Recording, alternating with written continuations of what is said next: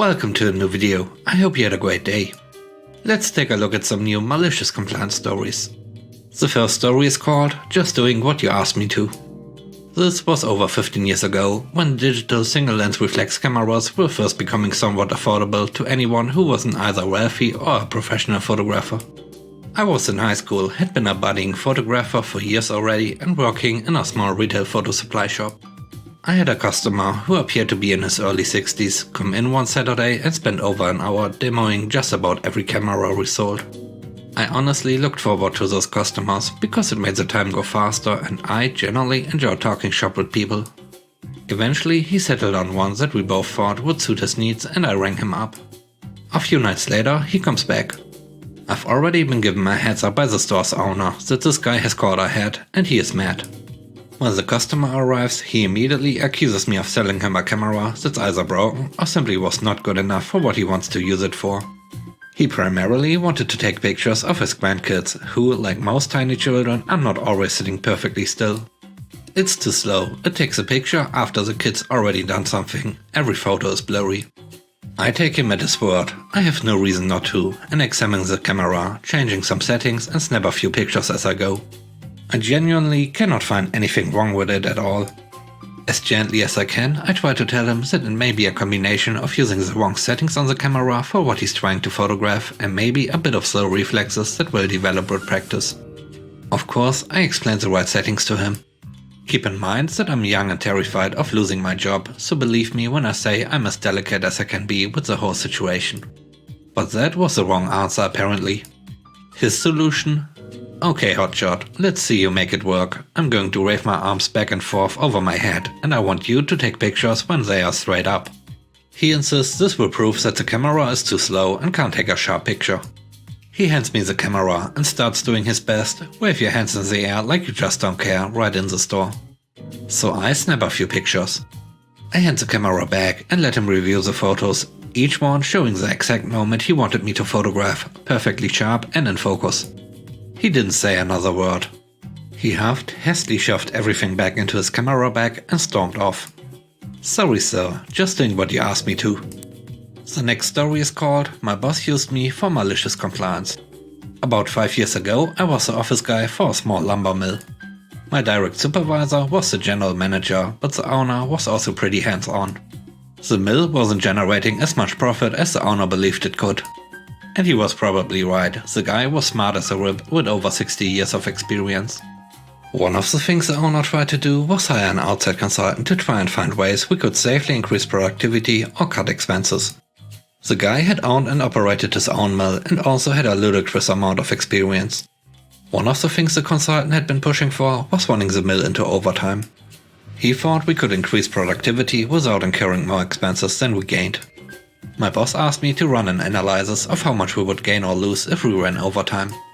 I did the math and gave him the results. Even in the best case, every minute of overtime would result in a net loss to the company. This report had taken me several hours as I wanted to be sure I gave him the right answer. My boss took it, nodded, and the next day announced we would be running the mill in overtime. 2 weeks later, when I prepared the end of month financial statements, it showed a large loss. I was quietly seething, since I felt like I had been asked a pointless question, my time wasted and my input ignored. But looking back on it with significantly more experience, I think I know what happened. I think my boss was bothered by the consultant who had come in to tell him how to do his job and then given him bad advice. The owner wouldn't listen to my boss, telling him he didn't need a consultant, so he did exactly what the consultant suggested and let the owner judge for himself. As far as my report went, I think he just wanted to be sure it wouldn't cost us too much when he pulled the trigger. The third story is called I Can Do It Myself. Some years back I worked on this project to build a mobile web app for collecting information from internal people. We had very limited tools and options for hosting, but I pulled some strings and got a slice on a server somewhere and did all the dev myself. The project lead was weirdly arrogant and super insecure or something, which was odd because it was a volunteer project I was doing on the side because it would look good on a resume. But he kept finding weird and needless ways to put down my work the entire multi-month project. Near the end of the project, things got even worse. He claimed either he is brilliant or maybe it's just easy and I could pick up a programming book over the weekend and do it myself. He pretty much said it out of the blue. I had no clue why, and everyone else in the meeting just kind of sat in silence, not sure what to say. He also had this assistant who was very non-technical, but a super nice guy, always tiptoeing around this dude's massive ego. He was clearly sympathetic to me for putting up with all this crap. Anyways, I finished the project on time. And when we were starting to wrap up, the project lead set up a meeting to hand off the work and future additions to the assistant. Because, of course, everything I had done was so easy it should be a piece of cake when they need to restructure it all in 6 months. After he sent this email, the assistant privately messaged me and basically begged me to ham it up and make it sound impossible since he knew there was no way he could do it. So when we got to the meeting, I started going through a very long list of like 25 things they would need to know and do to pick it up, including using specific software, command line work, server work and such. About a quarter of the way through, the project lead stopped me. He said, "Okay, I think we get it." And I said, "Just 1 minute, I'm almost done, then read off the other 75% of the list anyways." That pretty much shut him up, and his subordinate messaged me immediately, thanking me for saving him. The whole thing was very satisfying. The next story is called "Lawyer Makes It Worse." I used to work in the claims department for one of the top auto insurance companies in America. I get a phone call from a lawyer looking to file a new accident claim for his client. His client is also my customer. I explained that I can take the initial report from the lawyer, but will be contacting the client to get his side of the story. The lawyer immediately tells me that I'm not to contact the client because he is being represented by a lawyer. I explained that until I have an official letter of representation on file, I have every right to contact the client. So anyway, I proceed to gather all the details from the lawyer. Once I finish filing the claim, I generate a claim number and give it to the lawyer. The lawyer was stalling me a little bit, and I soon realized why. He was using the time to get an official letter of representation on file so I could contact his client, who was also my customer. Which he did, and now I'm not able to speak with the client unless given permission by the lawyer. The lawyer was a total pompous idiot and was definitely trying to throw his weight around just to show he was important. He definitely thought he was putting me in my place. He proceeds to tell me that the client has minor injuries such as back and neck pain and is going to see a doctor. I explained that the client may see whatever doctor he wishes, but that it's best to have us get in contact with his doctor of choice as soon as possible so we can start using the coverage to pay for any medical bills. The lawyer gets all huffy-puffy with me. He tells me that the client will go see a doctor and get all the medical help he needs, and once it's all done and over with, he will send us a bill that we will be required to pay in full. I explained that it doesn't work that way. Some doctors require certain payments from insurance companies upfront, or at least be in contact with the insurance company to confirm certain payments will be paid. I also explained that the client only had a certain amount of coverage that he pays for. We are not required as an insurance company to pay more than what the client has on his policy. For example, if the client has $10,000 in coverage, we would only pay half of a $20,000 medical bill. I also explained that if the doctor hasn't been in contact with an insurance company, they may charge the client. And the client then will have to go through a different, longer process for us to reimburse him than if we just paid the doctor upfront. Now, I know this sounds like a bunch of corporate crap, and it is, but I don't make the rules. I'm really trying my hardest to make this as easy as possible for the client, but the lawyer just isn't having it at all. The lawyer demands that the client will go to whatever doctor he wants and will receive whatever treatment he wants, and that we will pay for it in full, and the client will pay nothing out of pocket regardless of the cost of treatment.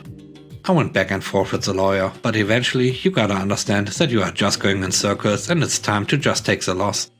So I do, and we move on to the vehicle. The lawyer says it's damaged, but the client drove the car from the accident scene straight to the lawyer's office. The windshield was damaged and there were fluids leaking from the car. I recommended that we tow the vehicle to a repair shop. I explained that the customer had towing coverage and we can get a tow truck free of charge. The lawyer refuses and says the client can drive the car. The lawyer also demands that the client uses a repair shop of his choice. I explained to the lawyer that the client is absolutely allowed to use a shop of his choice, but that we have to send an adjuster out to the car to inspect the damage and give a quote to the repair shop. The reason we did this is that a lot of times body shops will take advantage of insurance companies because they know we will pay. So the shops fix things that don't need to be fixed and purposely buy more expensive parts to hike up the price. It's pretty much insurance fraud. So we usually send an expert of our own out to assess the damage and write up a fair and legit repair estimate. The lawyer refuses and says that he isn't telling us the shop that the car is going to. And once again, we will get a bill once all the work is done, and we will be required to pay the full bill regardless of the price. I explained that we do not cover the cost of aftermarket parts, only factory parts. It is listed in our contract. The customer agreed to this when he signed up. Once again, corporate crap, I know. But I don't make the rules, and I really am trying to help the customer out here so he doesn't have a bunch of unnecessary crap to deal with. I argued with this lawyer for a long time about how things work and why the way he was trying to handle this was going to end up costing the client money. The lawyer was on a path of destruction and was making every possible scenario worse for the client. The lawyer wasn't having any of it and of course threatened to sue and all that crap. I finally gave in and let the lawyer do whatever he wanted. I knew the worst case scenario would come of this, and I figured I'd let the lawyer and client feel the consequences of their stupid decision and the lawyer trying to assert his dominance. I let him and his client do what they thought was best. I mean, why listen to the professional, right? What ends up happening is the customer takes the car to some sketchy shop. They do exactly what we feared and jacked the price way up. They put expensive aftermarket replacement parts on the car, which we don't cover. The customer had to pay out of pocket for a bunch of stuff to the repair shop. The repair shop took longer than 30 days to repair his car, cause the longer they have the car, the more they can charge. We only cover 30 days for a rental car, so the client ends up paying out of pocket for a rental car too. Also, the client had to pay some out of pocket expenses to his doctor. We ended up reimbursing him for the doctor's bill, but it was a long drawn out process. And very frustrating. We did not refund him for some of the expenses at the body shop, which amounts to more than $1,000. In the end, the customer had a ton more out-of-pocket expenses and headaches because of his lawyer. The last story is called Boss Doesn't Care About My Work. I put in a resignation recently. Long story short, the company was not a good cultural fit for me. I met with my former boss to resign since I felt it would be best to do it in person with HR present. When I explained the cultural and consistent failure of the team to communicate despite my offering solutions and pointing out the problems as part of why I was resigning, I think they took it personally. They immediately accused me of blindsiding them, despite my giving 3 weeks notice, and immediately began attacking me for never coming to them for a sit-down meeting. Well, the boss is never there, and I have repeatedly mentioned via text and email the issues going on, as well as to the rest of management. There was also an issue with managers repeatedly asking me to perform tasks that I had never been trained for, which could result in someone getting hurt and violates local laws. I would always go find the next trained person, and I think they viewed that as me being lazy, despite asking for training for months. I don't know how they interpreted that as feeling unsafe and uncomfortable, but that is the phrase they used. They kept saying, I accept your resignation, but if you feel so unsafe, I don't see why you need to come back for 3 weeks. Throughout the whole meeting, I felt like I was being blamed and attacked for things totally beyond my control. It was like I had a target on my back from day one and it was all coming out now. Malicious compliance time. There are a couple of programs I run. One is our social media page.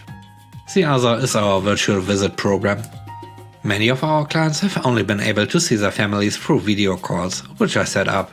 I wrote the company program. No one added the shared calendar, even after me offering to do it for them, so no one knows what the schedule is. I began the meeting by stating I want to focus on transitioning these programs, however my boss wasn't having it and was even cutting me off. Our families were furious when there was an error with the initial info in the e-news. I did not write it. So imagine how angry they will be when the video program crashes and burns. But clearly the boss wasn't willing to listen. So I'm not going back for the final weeks and my phone is going straight to voicemail. Did I mention that we are a residential facility, so our money comes from happy families? And we have 7 calls for the remainder of this week? Thanks for watching, I hope you enjoyed today's video. If you did, please leave a like, comment and subscribe. Have a great day, bye bye.